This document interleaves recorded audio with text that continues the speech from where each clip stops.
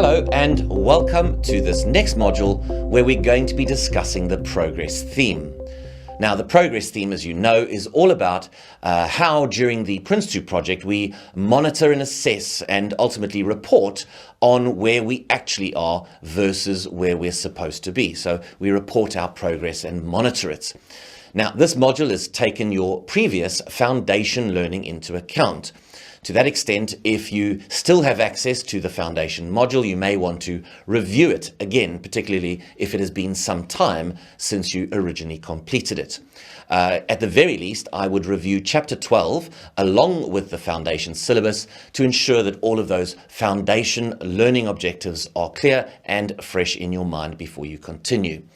The balance of the module will be a recap of the key concepts associated with the progress theme, together with a look at the management products and the roles and responsibilities related to progress. Now, progress we know is monitored at all levels of the project. We know that at the project level, the stage level, and the work package level, we report on the progress of the work package, the stage, or the project, and we plan at similar levels. The concept of tolerance is also important. Now, we know that tolerance is effectively discretion. It's a permissible deviation above or below an agreed target, within which any particular level of management has discretion. In other words, they have the ability to resolve problems and deal with issues without necessarily needing to escalate to the next level of management. Only when a tolerance level is forecast to be exceeded are exceptions encountered. And so when there is a forecast breach of some form of tolerance, that's when we are said to be in exception, and the point at which the exception process kicks in, when management by exception as a principle underpins that. Now, we know that tolerance is allocated against the 6 aspects of project performance that need to be managed. Now, those are time, cost, quality, scope, benefit, and risk. And time and cost are the 2 standard elements of tolerance, whereas the other elements, or the sort of less obvious ones, if you like, are quality, scope, benefit, and risk. Now, Table 12.1 in the handbook is a very good table to look at. It sets out the different types of tolerance down the left-hand side: time, cost, quality, scope, benefit, and risk. And along the top, it segregates them into the different levels of tolerance. So we've got project level, stage level, work package level tolerance, and then we've got an additional column for product level. Okay, now product level only relates to quality, but we'll get to those in time. The important thing to take from this diagram is it tells you where, in which project artifact, in which management product, the tolerance is actually recorded, where it's defined. So time tolerance, we know, is a plus or minus an amount of time on a target completion date. Cost is plus or minus an amount of money on a planned budget, if you like. Quality is a range within which achievement of the criteria would still be acceptable. So if something is supposed to be 200 pages long and it's plus or minus 10 pages, then that's a physical attribute of the product. It's a range within which achievement would still be acceptable. Scope is a permitted variation of scope of the solution. Okay, in other words, it's a set of features that may or may not be included depending on the availability of time, for example. Now, different types of techniques can be used to set scope tolerances. One of the most popular, if you like, is the Moscow prioritization technique, where the could-haves represent the tolerance. So the must-haves, the should-haves will be required. The could-haves are the ones which represent scope tolerance if you're using a Moscow prioritization technique. Benefit tolerance is target, the limit of benefits, if you like, the target benefit in terms of, again, some type of range. And risk is the maximum amount of risk. In other words, the threshold level of risk exposure, which when forecast to be exceeded would represent an exception. Now, these different types of tolerances are existing, or they exist at different levels within the project. Now, time, cost, and scope can exist at project, stage, and work package level. Quality tolerance relates to products, and so at project level, quality tolerance exists, or it's captured on the project product description. You'll recall that from the quality theme. It's captured in the project product description under project level quality tolerances. At product level, each product description, again, will have quality tolerances associated for each defined criteria. Risk tolerance exists typically at project level only. That's the maximum amount of risk that we're willing to tolerate, taking into consideration the costs of the project and the benefits, and bringing us back to that business desirable, viable, and achievable. That desirability, what's the right ratio to have between cost, benefit, and risk. So risk tolerance is the maximum amount of risk that we're willing to tolerate. So that exists typically at project level only. There can be stage level or work package level risk tolerances, and those are normally specified as specific risks, specific identifiable risks, which, if they are identified, may need to be escalated to the next level of management. Now, if there is a stage level risk tolerance or a work package level risk tolerance, then they'll be defined in the stage plan or the work package. But the project level risk tolerance we find in the risk management approach. Now, benefit tolerance is recorded in the business case and exists at project level only. So that's a description then of the various types of tolerance, the levels at which they exist, and where they are recorded. Now, it's important to understand as well that tolerances are handed down, if you like, from one level to another. Each level of management delegates tolerance down to the level of management below them. In other words, they empower the level of management below them to get on and do the work. And they escalate issues up one level at a time. Okay, so that's a good high-level look then at tolerance, at the process of, or the principle, if you like, of tolerances being used to empower the level of management below us, and of course exceptions being raised up from one level of management to another. But it is quite a high-level look at it. What I'd like to do now is just take you through an issue, for example, and zoom in and sort of look at the actual Prince2 processes and zoom in on the physical activities that are being executed by the various roles when this issue is handled, for example, or as an exception occurs. So we'll imagine that there's a problem in a work package. So a team manager has encountered a problem. There's going to be a delay to the delivery of a particular product, and that obviously exceeds the tolerance available, the time tolerance available for the work package. It's actually we'll assume it's quite an extensive delay, and it's also going to exceed the tolerance for the stage. So at the team manager's level, the team manager simply raises an issue. They'll be in the managing product delivery process. They're executing a work package.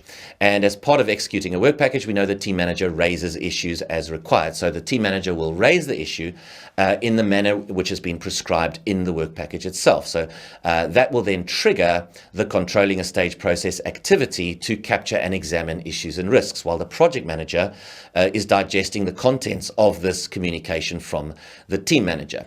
Now, that basically triggers the issue and change control procedure. So it's going to be handled formally, this issue.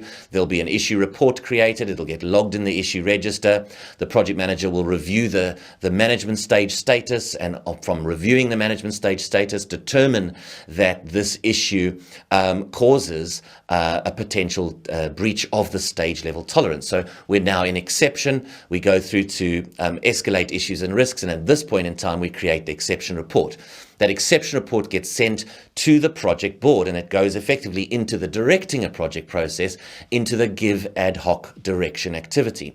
The project board now have an opportunity to consider the extent of the problem, read the exception report, and will probably follow the project manager's recommendation. Now, that recommendation could have been to provide more tolerance. If that was the case, the project board might approve that and simply feed back into controlling a stage with their advice or decisions. They could, of course, imagine that the extent of the exception was considerably larger. It could then be a project level exception. It would then have to get escalated to corporate program management or the customer. Or the project board could, of course, have triggered or requested an exception plan, in which case it would trigger the managing a stage boundary process, but all coming from the give ad hoc direction activity. So those are the physical activities in the processes that facilitate the exception process. So in managing product delivery, the issue is raised as part of execute the work package. In the controlling a stage process, it's as part of capture and examine issues and risks, review management stage status, and escalate issues and risks. And as part of the directing a project process, the give ad hoc direction activity. So a combination of those activities from those processes sort of creates the exception process. And there's a number of obviously variables and variances there that could play out depending obviously on the situation at hand. So the management products that relate to the progress theme are the checkpoint report, the daily log, the end project report, the end stage report, the exception report, the highlight report, the lessons log, and the work packages. Now, the bulk of these reports and the bulk of these management products we have actually been through. We did them, or we went through them when we were covering the processes. So we'll just run through each one now. Just make sure we know who creates them, when they get created, and what the general purpose of the report is. And if you want to look at the content, obviously they are in Appendix A, or you can go to the module where they were discussed, and I'll let you know which modules those are as we go through. So starting with the checkpoint report. So this is a report that is created by the team manager, and it is sent to the project manager, and it's a report that reflects the progress of the work in the work package. So the frequency of the checkpoint report is defined in the work package. The team manager knows how often it has to be sent and what information needs to be contained in it. And we looked at the content when we looked at the managing product delivery process.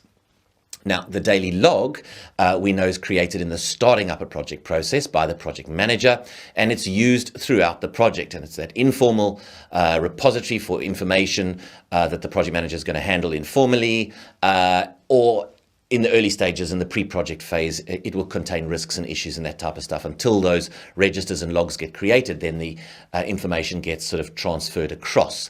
Now, if you look at the daily log in Appendix A, you'll see there's no defined composition. They don't state how it could appear.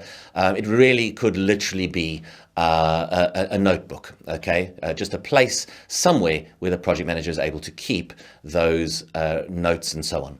Now, the end project report is created by the project manager, and as its name implies, it's created once at the end of the project, and that then leads you to the conclusion that it's created in the closing a project process. It reports how the project has performed against the project initiation documentation that was used to approve the project in the first place. We covered it as part of the closing a project process. The end stage report is created once at the end of each stage, or in the managing a stage boundary process. Now, again, it's a report of how the stage has performed against the plan for the stage. It's created by the project manager and will be sent to the project board, will form part of that collection of information that the project board utilized to determine whether the project can be authorized to go to the next stage. So it feeds into the directing a project process to authorize a stage or exception plan as an activity. But yeah, end stage report, project manager, managing a stage boundary. Exception reports we looked at in the controlling a stage process. That's where an exception report is created. Now, it'll be created by the project manager as a response to dealing with an issue. So an issue will have come in. It's determined that the issue is going to cause a breach of tolerance, a forecast that some level of tolerance, some type of tolerance is going to be exceeded. And the exception reports will be created. So it's created by the project manager in the controlling a stage process. And remember that the exception report is not a cry for help. The exception report is a factual report saying we are in exception because of reasons A, B, and C. This is what we can do about it.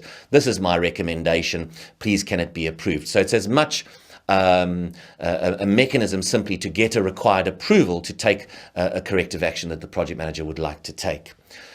The highlight report is again created by the project manager in the controlling a stage process, and it's created regularly throughout the stage. So if it is a document, if it is a physical report, then it will be sent to the project board at the frequency determined in the communication management approach. It will refer to the current highlight period, if you like. In other words, since the last highlight report, and it will look back at what has happened since the last report. So, or rather, the next stage or the next highlight period, as well as the current highlight period. So it's a look forward and a look back, as is the checkpoint report. The lessons log we create in the starting up a project process. Now that has got a format prescribed in Appendix A. We'll go and have a look at that once we're finished here, because there's only one other product, which is the work package, and that again we looked at in the controlling a stage process when it was created. Now it's created by the project manager and contains the terms and conditions of the work to be executed by the team manager, and will include, importantly, any product descriptions for the products to be created. So let's go to Appendix A now and have a look at the lessons log. Okay, so this is entry A14 in Appendix A. Pretty straightforward. The composition of the lessons log, really, the lessons type, which defines the type of lesson being recorded, namely whether it's to be applied to this project, whether it's a lesson to be transferred to corporate program management or the customer, for them to incorporate in ongoing operations, for example, or whether it's both, essentially. The lesson detail, which will include the event, the effect, whether it's positive, negative, whether it's had a financial impact, and so on, the causes, the trigger, whether there were any early warning indicators and any recommendations, and importantly, whether the lesson was previously identified as a risk. The date it was logged, who logged it, and then finally the priority in terms of the project's chosen categories. So that's a look then at the management products. Again, you've got them all in Appendix A. I mean, primarily you want to be comfortable with the purpose of the document. What's it all about? What sort of information is it going to likely contain? Who produces it? Who's the audience? And that type of information. You will need to be familiar with the content, but remember, you've always got these product descriptions for the management products with you in Appendix A. So that leaves us one last thing to do before we wrap up this module, and that is to consider the roles and responsibilities and what everyone in the team has to do that relates to the progress theme. Now, we've largely speaking covered a whole bunch of that now as we've been discussing the reporting and so on. But let's have a quick look. You're going to be looking at Table 12.2 in the manual. So the responsibilities relevant to the progress theme, a lot of this is going to be about reporting and so on and so forth. And those really are the predominantly important ones. Let's have a look. The executive, obviously providing management stage tolerances, ensuring that progress towards the outcome remains consistent from the business perspective, making decisions on exception plans when management stage tolerance levels are forecast to be exceeded. Remember, if it's a project level, it'll go up to corporate. They'll make decisions on whether project level tolerances are forecast to be exceeded. The senior user and the senior supplier each ensure that progress towards the outcome remains consistent from their own perspective. Now, the project manager, again, we have understood already, authorizes the work packages, monitors progress against stage status, will produce those highlight reports, end stage reports, and the end project reports, exception plans, and maintains the project's logs and registers. Team managers will be responsible for agreeing tolerances with the project manager in the work package, informing project support of completed quality activities so that they can update configuration item records and so on, producing checkpoint reports, and of course notifying the project manager of any forecast deviation beyond the work package tolerances. Okay, so those then are really the most important and the most relevant responsibilities that relate to the progress theme. Okay, so that pretty much wraps it up then for this module. Take the time now to review the chapter along with the practitioner syllabus document, ensuring that you're comfortable that you've got or a good grip on those primary learning objectives. Once you've done that, of course, go and do the progress related questions from sample paper 1 in the resources area. And don't forget to watch that video rationale for each question that gives you the right answers and the wrong answers and explains the thinking behind the questions that will almost certainly provide you with some additional learning possibilities. Once you've done all of that, come back and see me in the next module.